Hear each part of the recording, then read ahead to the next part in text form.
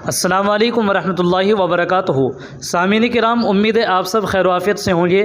جیسا کہ آپ سب کو معلوم ہے، ابھی کچھ روز پہلے افغانستان حکومت کے متعلق ایک خبر بہت تیزی سے شائع ہوئی تھی، جس کو سوشل میڈیا کے پلیٹ فارم پر یوٹیوب، انسٹاگرام، فیس بک وغیرہ پر بہت تیزی سے شائع کیا گیا تھا، اور افغانستان حکومت کے متعلق یہ بات شائع ہوئی تھی کہ افغانستان حکومت نے یہ قانون بنایا ہے، اگر کوئی انسان باجماعت نماز نہیں پڑھے گا تو اس کی تنخواہ میں کٹوتی کر دی جائے گی۔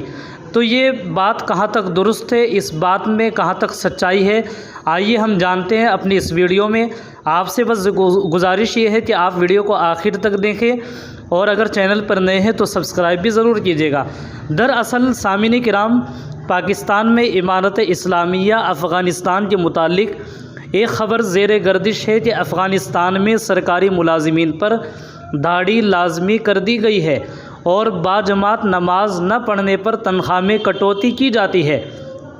اس حوالے سے ذبیح اللہ مجاہد کا کہنا ہے، باجماعت نماز نہ پڑھنے والے ملازمین پر جرمانہ یا تنخواہوں میں کٹوتی کی خبر بے بنیاد ہے۔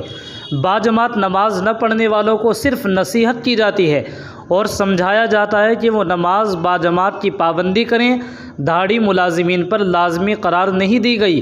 یہ بالکل بے بنیاد خبر ہے، اس لیے سامعین کرام آپ اس ویڈیو کو جتنا زیادہ ہو سکے شیئر کیجیے گا، تاکہ دیگر لوگوں کو بھی اس خبر کی سچائی معلوم ہو جائے۔ السلام علیکم ورحمۃ اللہ وبرکاتہ۔